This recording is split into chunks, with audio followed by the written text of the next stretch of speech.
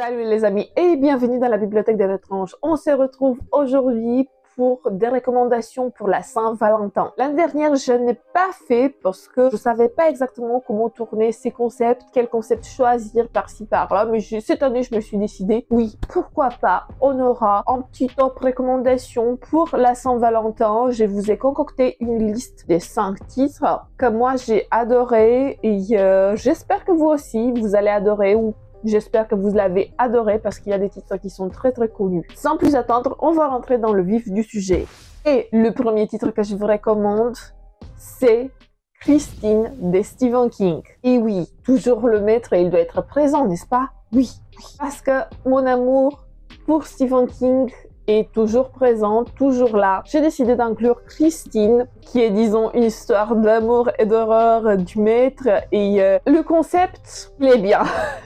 On se retrouve ici dans une histoire d'amour entre un lycéen et sa voiture. Oui, je sais, c'est farfelu, mais attendez, je vais tout vous expliquer. Déjà, je pense que vous connaissez déjà Christine. Le roman, il a été adapté en film. Je l'ai pas vu. Vous savez, moi je dis oui, il a été adapté en film, mais comme chaque fois, j'ai jamais vu les films. Je les vois a posteriori des années et des années plus tard. Bon bref, c'est pas le propos. Dans cette histoire, on suit un lycéen qui s'appelle Arnie. Il est un peu mal dans sa peau. Et je pourrais pas aller jusqu'à dire que c'est vraiment le souffre-douleur de son lycée, mais en tout cas, il fait pas partie des gars les plus populaires de son bahut. Et à un moment donné dans sa vie, il se décide de s'acheter une voiture. Rien de plus simple, il a identifié une voiture qui pourra s'encadrer plus ou moins dans son budget. C'est une vieille voiture, je me rappelle pas la marque. En tout cas, c'est une vieille voiture un peu rouillée. Il doit la travailler, il doit la répandre, mettre certaines pièces à l'intérieur, etc.,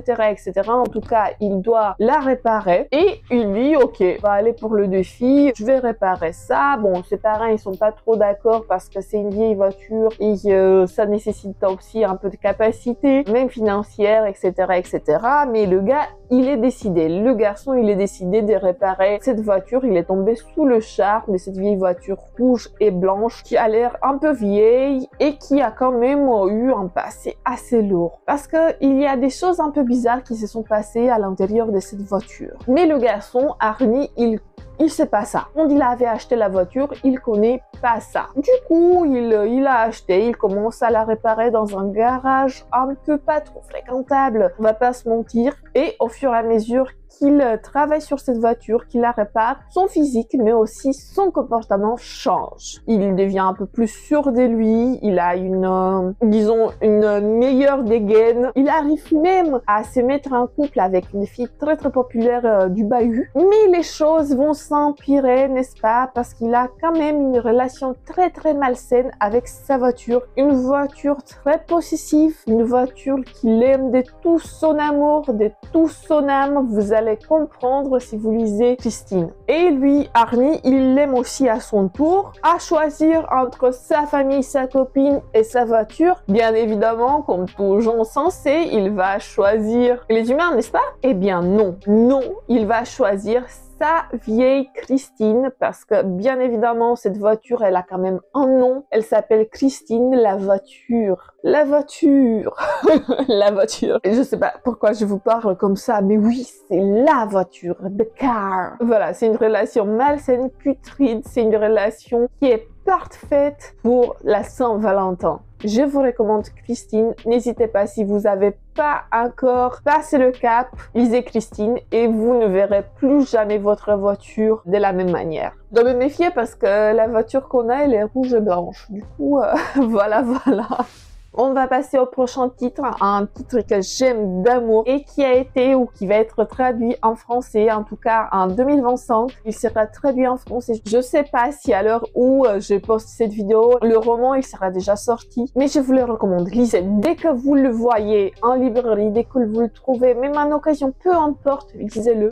c'est une tuerie. Moi, je l'ai lu en anglais. Ça s'appelle Things Have Gotten Worse Since We Last Spoke de Eric LaRocca. En français, je pense que le titre est As-tu mérité tes yeux? Vous allez comprendre. En lisant le roman, vous allez comprendre pourquoi ils ont donné ce titre en français. Je l'adore, c'est mon chouchou. Je l'ai lu en 2023. Il faisait partie de mes meilleures lectures de 2023. Si je me trompe pas, je pense que je l'ai inclus. Mais si je ne l'ai pas inclus, j'ai fait une gravissime erreur parce que ce titre, il est incroyable. De quoi ça parle? C'est la relation malsaine entre deux femmes. Tout commence banalement sur un site de revente. Il y a une des meufs qui vend un éplucheur et l'autre qui en a besoin. Du coup, une conversation s'engage et au fur et à mesure de la conversation, elles sont de plus en plus sur la même longueur d'onde. Les deux femmes sont de plus en plus proches. Il y a une relation qui s'engage, mais la relation n'est pas du tout saine. La relation, elle est pas du tout saine. C'est une relation de dominance. C'est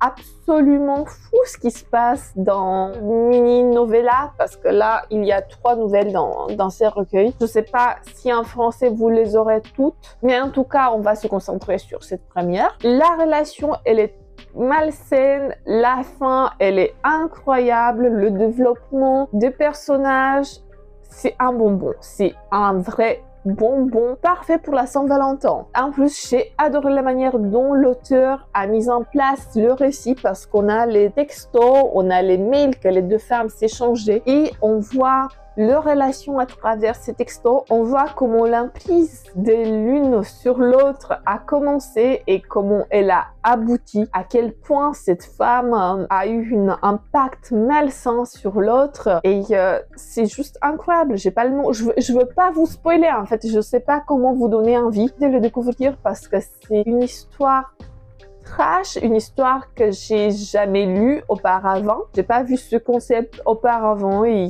moi je vous le recommande chaudement, chaudement, chaudement. Vous savez, dès qu'il sort en librairie, As-tu mérité tes yeux de Eric LaRocca, ou si vous voulez tester l'anglais, Things Have Gotten Worse Since We Last Spoke. C'est incroyable, l'anglais il est très facile, mais en tout cas c'est une histoire parfaite pour la Saint-Valentin, une histoire malsaine d'amour, voilà.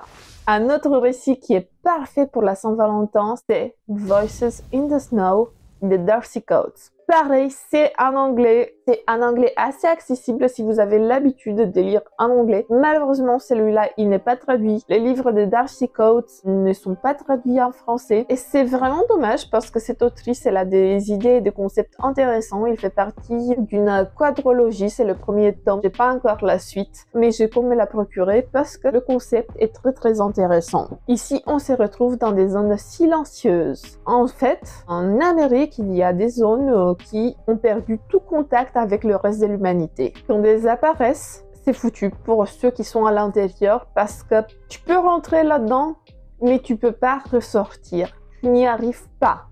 En tout cas, dans ce premier tome, personne ne peut sortir de là, on a perdu le contact. Il y a un peu la panique partout parce qu'on ne sait pas de quoi il s'agit. Il y a des zones qui se multiplient de plus en plus et les gens sont en détresse, quoi. Et notre protagoniste, elle commence à avoir un peu peur, elle parle avec sa sœur et décide d'aller chercher sa tante pour se mettre à l'abri tous les 3 ensemble. Elle prend sa voiture avec ses bagages et elle part vers l'endroit où sa tante habite. Sauf que pendant la route, elle a un accident de voiture et elle est prise dans une de ces zones silencieuses. Au tout début, elle savait pas parce que lors de son accident, cette zone, elle s'est mise en place là où elle était présente. Heureusement pour elle, il y a un beau gars qui a réussi à la sauver et qui l'a ramenée dans son manoir. Il y a un manoir un peu à l'ancienne, un peu dans le style victorien si je me trompe pas. Et le gars, il prend soin d'elle, sauf qu'il est un peu bizarre aussi. Il a l'air un peu timide, il a l'air de ne pas avoir eu de contact avec le monde extérieur, il sait pas trop comment l'approcher, comment l'interpeller. Mais au fur et à mesure que le temps passe, il y a une sorte de relation qui se tisse entre ces deux personnages et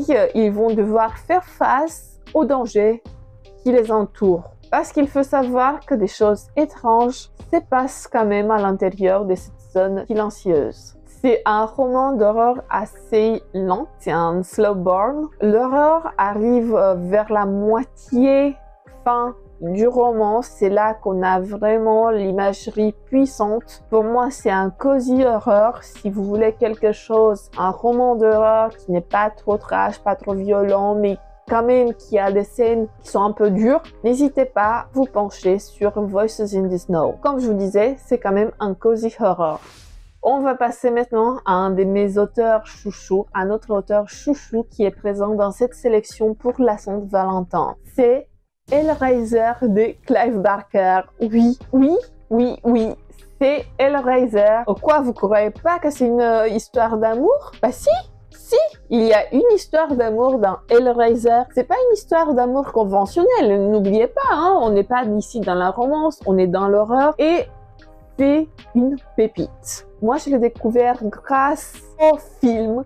Et après, je me suis procuré ces bijoux, je l'ai lu et je l'ai adoré. Il va faire partie de mon top des meilleures lectures, ça c'est sûr et certain parce que moi j'adore Clive Barker. Mais rentrons là dans le vif du sujet. On est ici dans une histoire d'amour un peu unilatérale, unique en sens unique. Vous allez comprendre. Notre protagoniste, c'est Frank. Frank, il adore tout ce qui est sensuel, il cherche le plaisir ultime et lors de ses pèlerinages dans certaines contrées éloignées, il a entendu parler d'une boîte créée par le français Le Marchand. Une fois que tu ouvres cette boîte, le plaisir ultime vient à toi. Il y a ces entités appelées les Cénobites qui vont t'amener dans un royaume des plaisirs ultimes et tu vas connaître des plaisirs incroyables. Frank, comme il est adepte de tout ce qui est sensuel, il s'est dit « Ok, ça, c'est cube, cette boîte, je vais l'ouvrir et à moi le plaisir et la passion et la sensualité ultime. » Sauf que les choses ne se passent pas comme prévu et à l'arrivée des Cénobites, il se rend compte que les plaisirs humains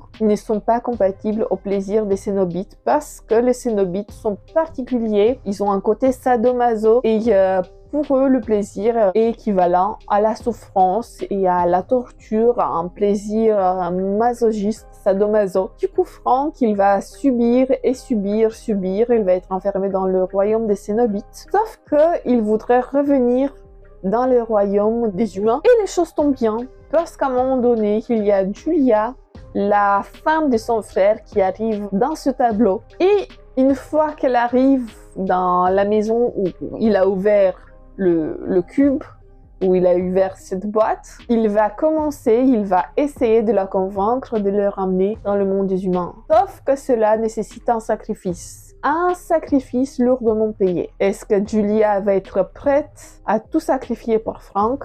Vous verrez.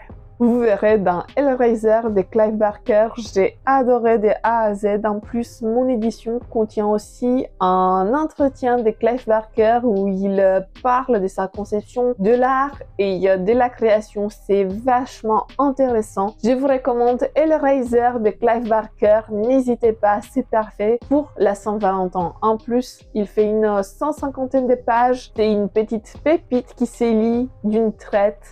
Une journée, une après-midi et vous allez vous régaler. Et en dernier lieu, mais pas vraiment le dernier parce que j'aurai aussi une mention honorable, c'est La famille Nielsen de Daryl Delight. Une histoire d'amour et d'horreur un peu spéciale. Si vous l'avez lu, vous savez pourquoi. Mais je voulais quand même introduire un auteur français qui mérite d'être mis en avant, un auteur qui fait de l'auto-édition et j'ai adoré sa plume. Il y a aussi Amalia, si vous voulez continuer l'aventure, et aussi un autre titre que j'ai pas encore, je me rappelle pas le nom, si jamais je me rappelle, je vous les mettrai ici en bas. Mais revenons à la famille Nielsen.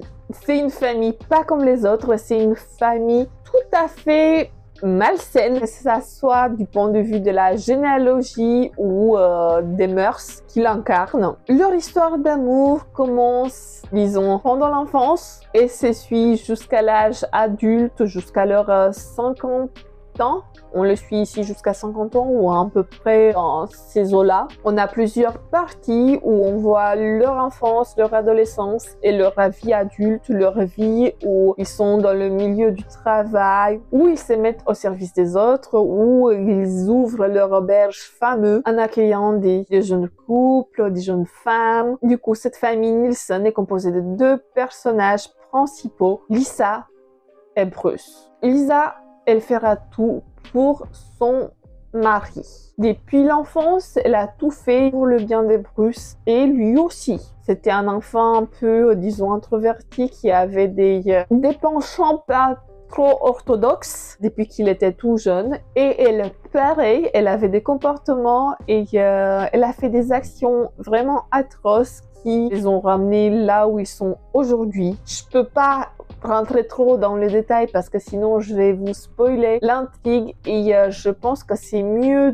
d'aller les yeux fermés et d'être horrifié, dégoûté en même temps que vous lisez. C'est pas gore, mais il y a des scènes qui sont vraiment c'est des scènes dégoûtantes, mais je trouve que l'auteur, il a bien trouvé cette imagerie, il a bien trouvé comment mettre en place l'action. Vous allez me trouver un peu dérangée, mais j'ai beaucoup aimé le personnage d'Elisa, même si Lisa est une sorte de psychopathe et elle fait des choses qui ne se font pas et il a des comportements qui ne se font pas. J'ai adoré quand même son psychologie, je trouve que son personnage, il est très bien développé. On voit sa croissance, on voit pourquoi et comment elle est devenue ce qu'elle est aujourd'hui.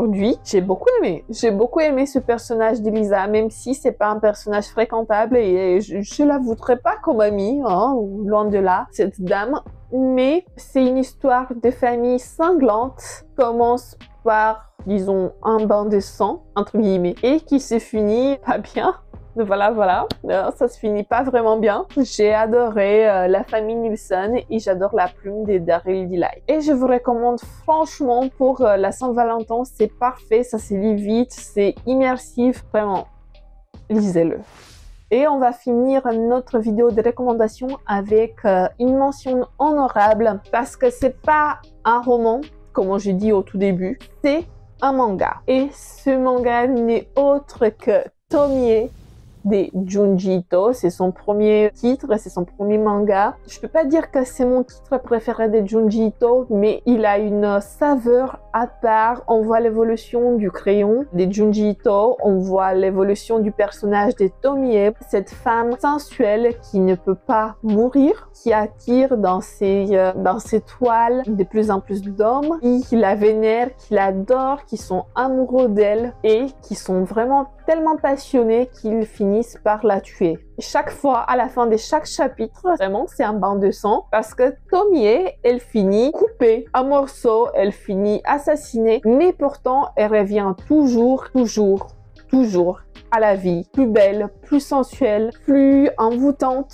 C'est une histoire d'amour et de passion, pourrons dire, parce que les gens qui la rencontrent, ils sont vraiment amoureux d'elle, ils sont vraiment passionnés, ils veulent la posséder, ils veulent la voir, qu'elle soit juste à eux, qu'elle s'intéresse à eux, qu'elle soit vraiment juste pour eux, qu'ils la partagent avec personne, qu'elle soit à leur possession. Je sais, ça fait beaucoup, mais en tout cas, Tomie, c'est un manga qui se savoure. Je vous recommande pas de le lire d'une traite parce que à la longue, ça pourrait être un peu redondant. Mais chaque histoire a une saveur à part. Chaque histoire se déguste. Et vraiment, vous allez aller de plus en plus dans la noirceur. Vous allez de plus en plus dans la psychologie des personnages et vous allez voir comment cette héroïne évolue et comment son charme évolue, comment elle envoûte les gens et comment les gens l'aiment. Je vous recommande chaudement Tomie pour la Saint-Valentin. C'est un cadeau parfait si vous voulez lire, si vous voulez offrir, n'hésitez pas. Tomie de Junji Ito, c'est un bonbon, c'est quelque chose d'immersif, d'intéressant, je vous recommande chaudement. Voilà les amis, c'est tout pour aujourd'hui. Vous avez mes recommandations pour la Saint-Valentin, j'espère que vous allez kiffer. En tout cas, je vous le souhaite. N'hésitez pas de me dire en commentaire si vous avez déjà lu un de ces titres, si vous envisagez de lire la traduction du roman d'Eric Larocca. Dites-moi tout dans les commentaires. En tout cas, je vous fais plein bisous. Que les chats soient avec vous. Ciao tout le monde. Bisous bisous.